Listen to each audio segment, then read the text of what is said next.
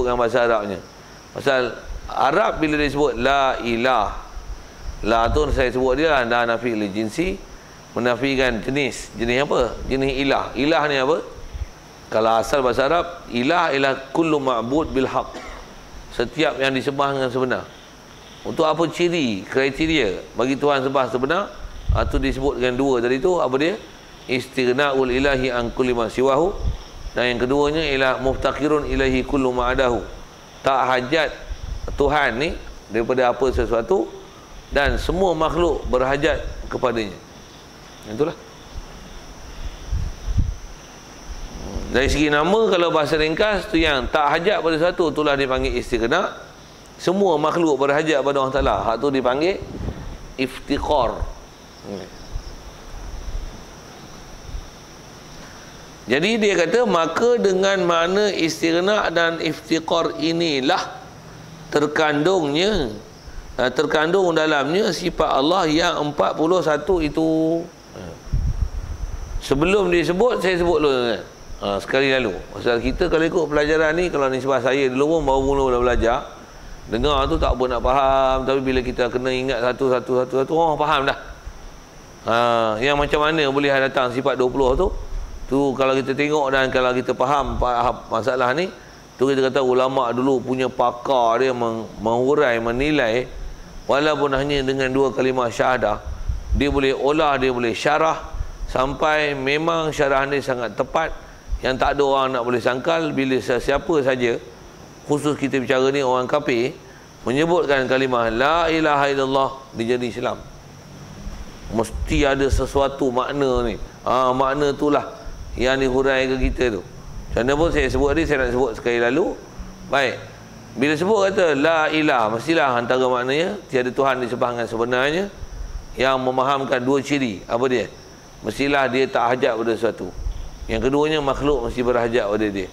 Baik, apakah ciri yang sepatutnya Tuhan ni dia mesti ada supaya dia tak hajat pada sesuatu? Mesti tak dapat tidak, dia mesti ada. Dia ada baru dia tak hajat pada sesuatu. Kalau dia tak ada, dia perlu pada sesiapa yang nak menjadikan dia berhajat pada sesuatu. Macam mana supaya dia tak hajat? Wujud dulu. Memang dia ada. Betul, macam mana dia ada? Mesti ada, dia ada yang kidam. Kidam maksud apa? Kalau dia tak kidam, dia ada awal, tentulah yang sebelum dia menjadikan dia. Mustahil. Kalau sebelum dia menjadikan dia, berarti dia berhajat pada sesuatu. Macam mana supaya dia tak hajat pada sesuatu? Mesti dengan makna yang kedua, kidam. Lepas tu apa? Macam mana supaya dia mesti tak hajat pada sesuatu? Binasa. Dia takkan binasa. Siapa? Kalau binasa, ada yang membinasakan dia. Maksudnya dia berhajat kepada sesuatu untuk mengadakan dia dan meniadakan dia. Oh, tak betul. Takkan Tuhan macam tu rupanya dia boleh binasa, tak binasa. Makhluk pun kadang ada yang tengok jangka masa panjang tak binasa, takkan Tuhan binasa. Tak masuk akal. Tu yang ketiganya mesti baqa. Serupakah dia dengan kita? Dah nama pun Tuhan, takkan dia serupa. Sekali lalu tengok, kenapa pula kalau dia serupa? Mengapa? Kalau dia serupa macam kita perlu makan minum, nanti dia serupa dengan kita, dia pun perlu makan minum. Perlu makan minum bukan kaya pada setiap sesuatu, tapi hajat pada sesuatu. Tak betul lah. Jadi mesti mukhalafah lil hawadis. Lepas tu, mana itu sendiri? Adakah dia berhajat pada sesuatu? Tidak. Siapa? Pasal dia qiyam bi nafsi. Maksudnya la yahtaju ila mahalin wa la yahtaju ila mukhassis. Dia tak berhajat pada menjadikan, dan dia tak hajat pada zat untuk dia berada di situ. Sekejap. Jadi berapa tu? Wujud, kidam, baqa, mukhalafah lil hawadis, qiyam bi nafsi. 5. Lepas tu apa lagi? Daripada ciri-ciri yang mesti dengan apa yang dah bilang ulama, tentulah sama' basar kalam. Kenapa sama' basar kalam? Pasal kalau dia tak dengar, dia berhajat pada sesuatu yang mendengarkan dia. Kalau dia tak lihat, dia berhajat kepada sesuatu untuk dia lihat. Kalau dia tak boleh kata-kata, dia berhajat kepada sesuatu untuk menghuraikan kalam dia. Macam tu kan? Tak. Tuhan mesti ma'bud bil haq. Tuhan ni sembah dengan sebenar. Bila sembah sebenar, mestilah ciri dia sangat hebat. Antaranya, itu yang tak hajat pada sesuatu. Macam mana supaya dia tak hajat pada sesuatu? Semestinya dia melihat, mendengar, berkata-kata. Tadi 5, melihat, mendengar, berkata-kata. Sama, basar, kalam. 8. Dah sama, basar, kalam, tentulah sami'an, basira, mutakaliman. Atas kaedah Maturidi 11. Tu ada 11. Yang fokus asalnya nak cerita mana tak istighna. Kemudian tengok ciri kedua. Mestilah iftiqaru kullu ma adahu ilaihi. Berhajat makhluk yang sekaliannya kepada dia, hanya kepada dia. Apa yang menyebabkan mesti supaya makhluk mesti berhajat pada dia daripada sifat 20 tu? Apa dia? Wahdaniyah. Kalau dia dua, nanti ada tim A, tim B. Supaya semua makhluk berhajat pada dia. Macam mana? Mesti dia satu. Siap. Wahdaniyah. Lagi apa yang menyebabkan semua makhluk mesti hajat pada dia? Tentulah dia kuasa. Kalau dia tak kuasa, siapa hajat kepada Tuhan yang tak kuasa? Tentu dia kehendak. Siapa yang akan berhajat pada Tuhan yang tak berkehendak? Tentulah dia ada lembu. Siapa yang nak pada Tuhan yang jahil? Kalau dia hidup, siapa yang nak pada Tuhan yang mati? Siap. Jadi daripada sifat 20 tu, benda besar yang mesti dipaham dalam bab ketuhanan ialah wadaniyah, kudrat, iradat, ilmu, hayat. Bila kudrat, iradat, ilmu, hayat, dia sifat ma'ani. Dengan apa yang kita dah belajar lepas, mesti ada maknawiyahnya mengikut Abu Mansur Maturidi. Mestilah qadiran, muridan, aliman, hayyan. Qadiran, aliman, qadiran, muridan, aliman, hayyan. Jadi dah kudrat, iradat, ilmu, hayat. Wadaniyah 1, 4, lawan dia 4, 9. 9, tu yang pada iftiqar ada 9, pada istighna ada 11. Campur 20. Mustahil dia 20. Tu kata 41. Okey. Cuba perhatikan dulu. Tuhan ni bila dia tak wajib buat sesuatu, dan dia tak hajat pada sesuatu, dan makhluk mesti berhajat pada dia, wajibkah dia buat alam? Tak. Pasal apa? Bukan wajib buat sesuatu. Dia tak hajat pada sesuatu. Bila dia tak hajat pada sesuatu dan makhluk mesti berhajat pada dia, harus dia buat benda mungkin atau meninggalkannya. Itu satu lagi. Tu saya sebut sekadar untuk sebut. Yang itulah yang dia nak baca, kita nak baca nanti. Yang itulah yang terkandung dalam La ilaha illallah. Berapa? 41. Mengikut Abu Mansur Maturidi. Kalau buat asal Asy'ari, kalau dia cuma tak masukkan manawiyah jelah. Siap. Walaupun belum baca, selesai dah istighna dan iftiqar. Itu yang bila sebut La ilaha illallah, maksudnya apa? Kalau kita bilang dengan kaedah sifat 20, bilang satu-satu pada depan lah. Kalau kita bilang dengan istighna iftiqar, saya nak kata gini, no. La apa? La wujud, la kidam, la baqa', la mukhalafah lil hadis, la qiyam bi nafsi, la sama', la basar, la kalam, la sami'an, basiran, mutakaliman. Itu tak istighna. Tu la iftiqar, yang bila iftiqar kullu ma adahu ilahi, la wadaniyah, la kudrat, iradat, ilmu, hayat, la qadira, muridan, aliman, hayyan. Dan bila dah kata dia tak hajat pada satu, semua makhluk mesti hajat pada dia, la yajibu alaihi fi'lu mumkin au tarkuhu illallah. Siap. Dengan sebut istighna dan iftiqar.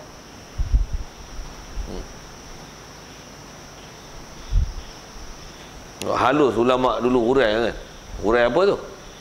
La ilaha illallah. Hurai situ saja.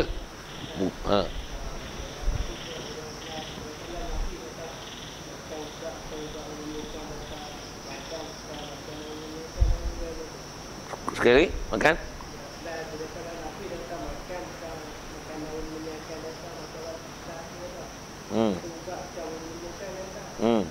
Betul.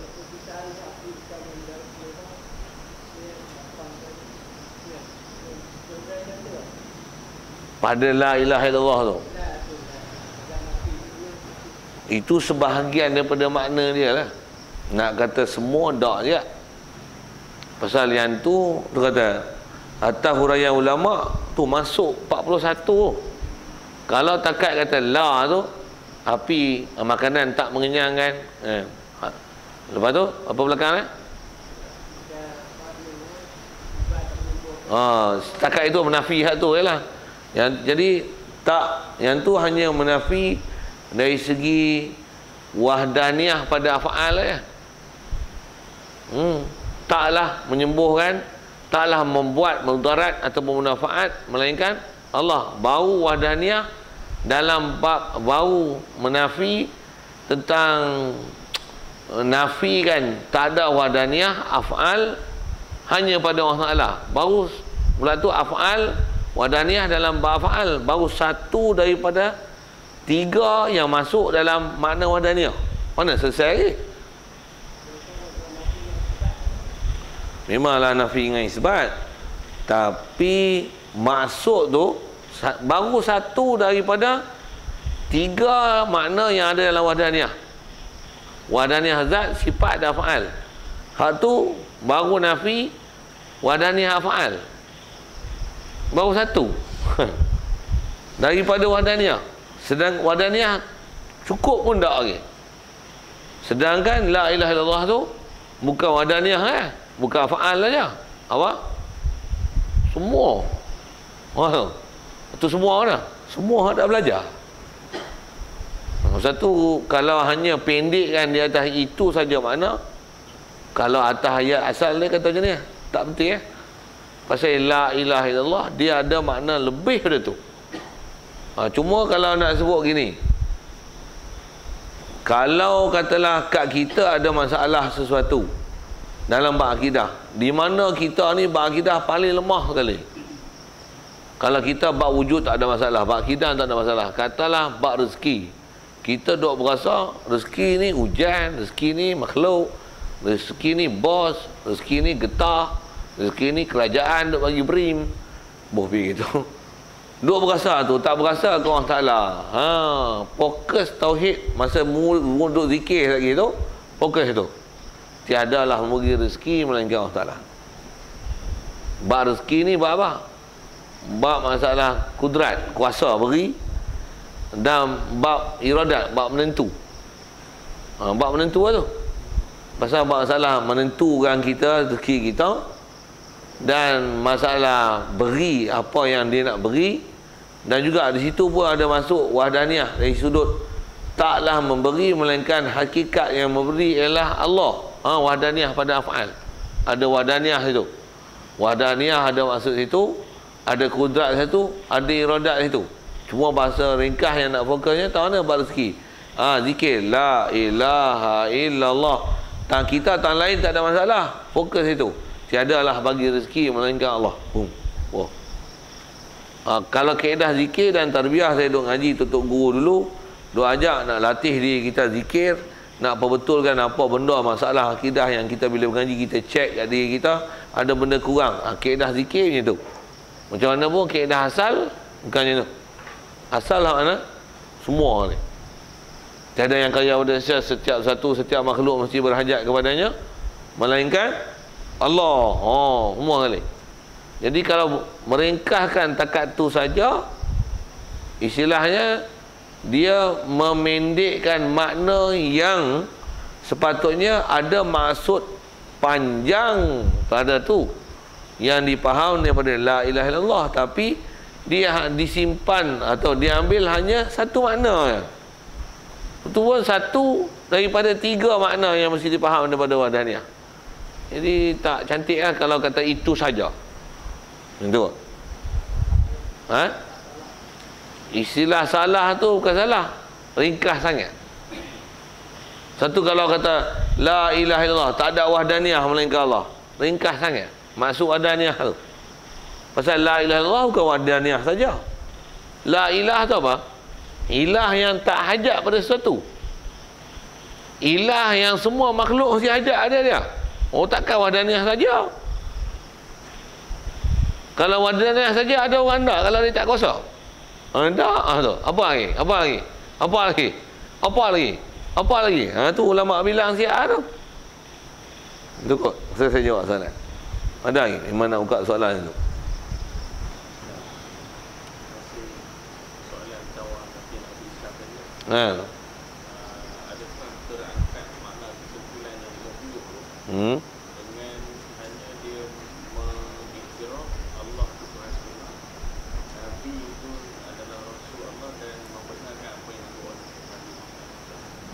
Kalau faham sekali lalu dengan makna macam tu.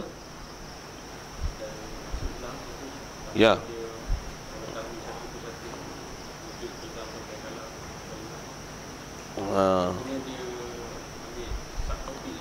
Ambil bukan maksudnya dia tak ambil ke semua tu lah kan. Tapi dia mesti faham Tuhan tu Tuhan sebenar. Dan katalah kat dia masalahnya dia memang percaya Tuhan mesti kuasa, Tuhan mesti ilmu. Yang tu dia punya kepercayaan memang betul lah. Cuma sebelum ni dia percaya Tuhan 3. Ataupun Tuhan satu kat langit, satu kat bumi. Dia faham Tuhan ni banyak. Itu je masalah dia. Yang lain semua masalah Tuhan kuasa, Tuhan mesti hidup, takkan Tuhan mati, Tuhan sempurna. Okey, cantik lah tu.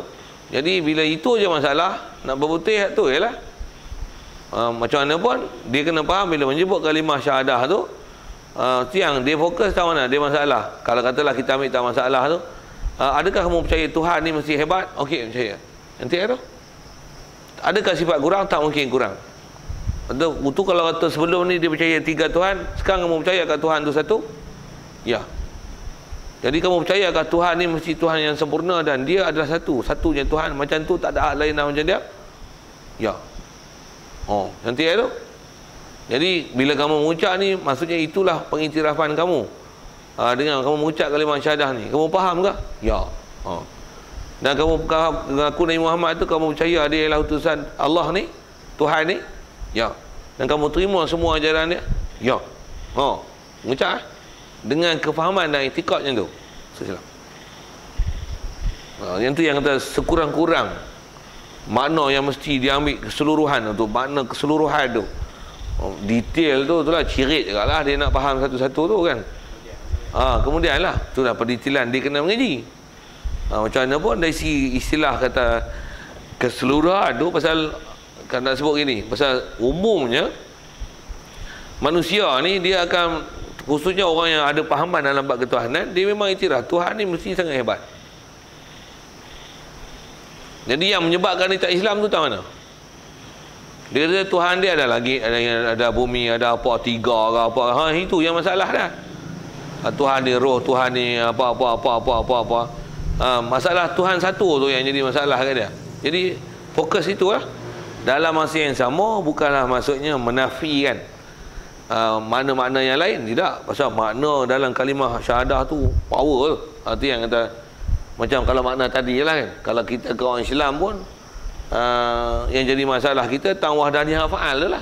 Tak adalah yang beri mudarat, manfaat, yang mengenyangkan, yang menyembuhkan, melainkan Allah. Kita zikir kalau nak fokus itu. Pasal itu adalah tempat-tempat yang kita ni jadi masalah dalam bab akidah. Jadi kalau nisbah orang kafir tu, nisbah pahaman semua tu mesti dia kena faham Tuhan ialah sempurna. Fokus kat dia apa yang jadi masalah. Dia syahadah nanti dia mengiktiraf tu, mengaku Nabi Muhammad dan apa yang dibawa, ya, dia masuk Islam. Jadi syarat itulah yang nak boleh perhati tu. Dan dalam masa yang sama juga kalau lihat sebaliknya sikit, bila dia mengaku itu, maksudnya dia pelakih lah Tuhan lama dia. Tokoh-tokoh ni buang lah, dia punggah lah. Jadi kalau dia tak punggah tokoh tu, maksudnya yang ni pun Tuhan betul ya, ini pun kita punya Tuhan juga, itu pun masih Tuhan lagi mah. Tak ada ha? Maksudnya dia terima ada Tuhan tu banyak-banyak, Tuhan ni Islam satu, Tuhan yang ni satu. Jadi tak masuk Islam lagi.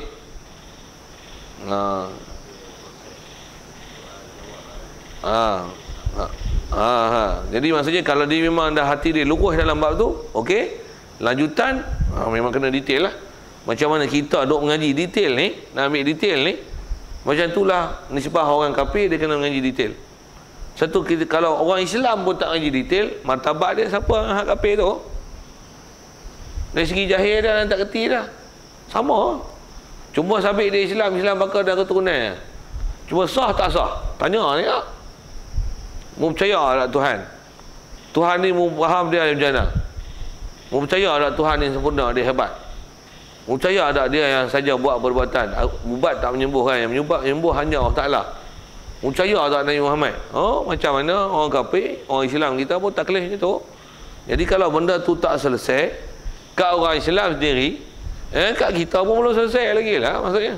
Macam itulah. Jadi bandingan dia tu, dan kalau faham pada sudut taklif ke orang kafir nak masuk Islam, Dengan kita orang yang dah Islam dengan sebab mak bapak cuma nak kekalkan status Islam tu supaya teguh Islam, kena pergi ngaji. Tentu bila kita tak ngaji, jahil dengung macam mana? Oh, habis. Tu yang martabat dia macam kafir, sama dari sisi sudut kosong pengalaman. Cuma kalau tanya kat kita, Tuhan kita siapa? Allah. Nabi apa? Muhammad. Lain? Islam memang Islam, cuma sah tak iman dah. Tengok itikad dah. Tengok dia tolak sembahyang, dia kata tak wajib tudung, dia kata buat menyemak, buat panas ya, buat susah ya, sikit-sikit haram. Kacau lah tu. Yang tu yang kita takut kat orang Islam kita. Tengok pergi masjid, kita ajak dia pergi masjid, sikit-sikit mengaji. Tak ada benda lain nak sebut. Sebut yang ni ekonomi Islam ni Islam tak ada benda lain nak sebut. Orang lain pun nak masuk syurga agak tau. Hindu pun nak masuk syurga agak. Dia pula tolong bela agama Hindu. Masalah ni. Ini masalah. Orang Islam kita ni masalah situ. Jadi masalah itu kot nak sebut tentang tu. Yang nisbah tuntutan pergi belajar tu pada orang kafir tu nisbah orang Islam sama. Jadi nisbah orang kafir itu khususnya di mana yang menyebabkan dia kafir tu dulu tu. Jadi fokus hal tu dalam masa yang sama bab ketuhanan yang umum macam kita duk sebut ni mesti diiktiraf. Untuk iktiraf ni Muhammad, dia pegang prinsip tu walaupun terjemah tak pandai, mengucap Islam sah Islam dia. Lain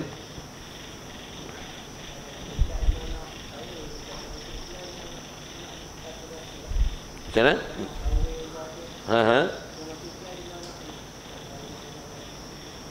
Bila nak akad nikah apa tu nak mengucap tu, nak kena satu-satu kan. Tak menikah kan kena bagi kursus tauhid dulu. Kalau atas jawapan macam tu lah kan. Cuma kita berkaedah macam ni dalam fiqah. Ni kaedah fiqah. Apa dia? Bila ada orang Islam nak kahwin, dia pula Islam bukan 2-3 hari, kita tanggung kata dia ni orang Islam yang baik lah, dan orang Islam yang tak cuai mengaji. Dia bagi suara orang nak menikah, tu kita jadi tok naik pula. Tengok saya bagi suruh mengucap boleh, baca Fatihah sekali, tahiyat sekali, buah pi lah gitu tak. Untuk tanya, untuk tengok dia punya kebolehan semayang. Dia dan tahiyat tu boleh baca, tak boleh baca tu. Boleh baca tahiyat, maksudnya selalunya dia jagalah semayang. Cukuplah memadah hal tu. Memadah dari sisi sudut nak menikah. Dia tahu umum kata orang Islam ni biasanya tak cuai, dan zahir orang Islam ni baik-baik. Kita pun baik sangka dengan dia. Suruh mengucap, boleh baca tahiyat, boleh Fatihah. Okey tu. Cukuplah hal tu. Nak detail ke, kena ambil besok toliah dulu. Sikitlah dengan bahasa gitu kan. Tapi sepatutnya macam mana? Macam ni, kena mengaji. Satu. Pasal kalau tidak, dia pun nanti tak tahu dia Islam untuk pasal apa, dan apa besarnya kalimah la ilaha illallah ni dia tak tahu. Itu kot saya jawab soalan lain.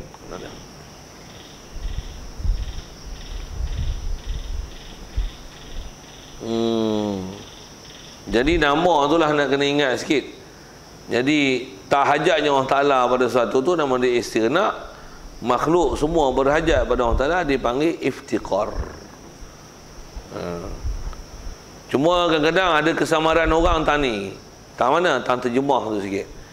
Istighna tu maksudnya kaya, dengan makna tak hajat. Iftiqar tu berhajat. Allah kaya, untuk iftiqar berhajat. Dah lah kaya tu berhajat lah. Jangan dia buat bodoh itu. Bofi sikit bahasa tu. Pasal ayat tu panjang sebenarnya, cuma ambil pendek. Faham je ni. Istighna tu siapa istighna? Istighna Allah, maksudnya Allah kaya. Apa maksud kaya? Dia tak hajat pada sesuatu. Iftiqar tu memang terjemahnya berhajat, bukan Allah berhajat. Berhajat apa? Berhajat yang lain daripada dia kepada dia, bukan berhajatnya dia pada hal lain, bukan. Tu istighna tu memang hak Allah Ta'ala. Iftiqar tu ialah iftiqar makhluk ke Allah, bukan iftiqar Allah ke makhluk. Jadi iftiqar tu adalah iftiqar makhluk ke Allah, bukan iftiqar Allah ke makhluk. Sikit tu. Pasal saya ada pengalaman di Sabah dulu pun kita orang dah terkeliru situ. Dah kata tak hajat pada sesuatu, lepas tu iftiqar pula. Iftiqar berhajat. Hajat nak tapa pula. Ni bagi-bagi betul fa'il lah tu. Kalau bahasa Arabnya dia tengok idafat, istighna'ul ilah. Iftiqar iftiqaru kullu ma adahu ilahi. Kaya ni kaya Allah daripada setiap satu. Berhajatnya selain pada Allah Ta'ala kepada dia. Yang tu perhati sikit. Pasal dengan terjemah kadang jadi kacau sikit tak mana. Pasal ayat tu asalnya ayat panjang. Tu yang kalau sebut istighna tu istighna apa? Istighna'ul ilahi an kulli ma siwahu. Itu ayat dia. Tu kalau boleh hafal tu. Cuma kitab kita ni mungkin dia tulis ke belakang ni. Istighna tu istighna'ul ilahi an kulli ma siwahu, an kulli ma adahu. Kalau tang iftiqar dia guna bahasa iftiqaru kulli ma adahu ilaihi. Yang kalau saya duk ngaji dulu pun tok guru duk ajar, kalau kita duk zikir tu la ilaha illallah, dia suruh kita hadirkan semua makna istighna dan iftiqar tu dengan ayat dia. Macam mana? La mustaghniya an kulli ma siwahu wa muftaqiran ilaihi kullu ma adahu illallah. Dia suruh hadir sekali semua tu. So, itulah maksud yang kita nak bagi hadir. Macam mana kita belajar bab sembahyang, ada istilah muqaranah haqiqiyah dan ada istihdar hakiki. Sepatutnya macam tu. Boleh faham tak saya sebut apa? Kan kita sembahyang tu, takbiratul ihram tu, Allah, aku sembahyang fardu maghrib. Atas sekurang-kurang nak sah macam mana? Aku nak sembahyang jadi ya.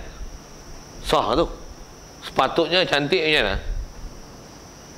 Allah, kalau kata istihdar, kalau sebut muqaranah tu Allah, bila ya siap aku sembahyang bar siap lillahi ta'ala. Itu muqaranah hakikiyah. Bila istihdar maksudnya kita hadir kan.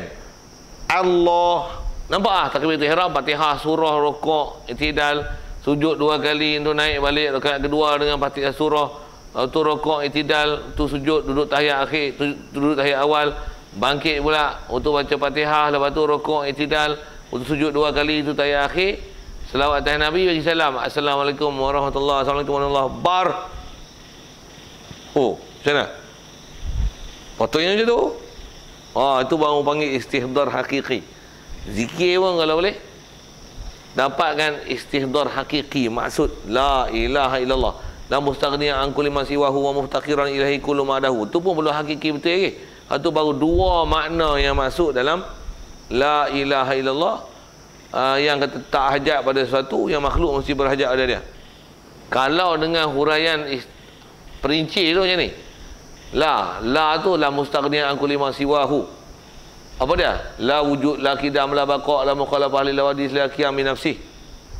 La sama, la basar, la kalam. Kita berhenti dekat tu lah untuk Abu Hasan Asy'ari kan. Lepas tu la muftaqiran ilaihi kullu ma adahu. La wahdaniyah, qudrat, iradat, ilmu, hayat illallah. Tu pun tak bilang hak mustahil. Hak tu baru istilahnya hakiki, istihdar hakiki. Dalam bab menghadirkan makna apa? Makna ilah. Satu ulama-ulama dulu bila zikir tu dia slow tu. La tu apa? Taklah kaya pada setiap satu yang semua makhluk berhajat pada dia melainkan Allah. Hadir sekali semua.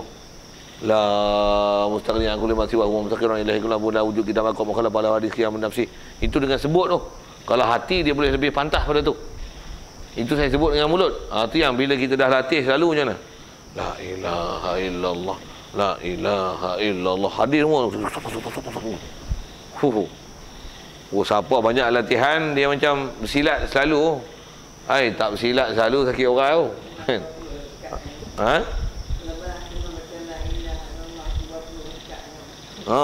Ya, memang ulama-ulama dulu kalau ikut dari si kaedah pun memang ada ulama dulu dia suruh kita la tu sampai 14 harakat.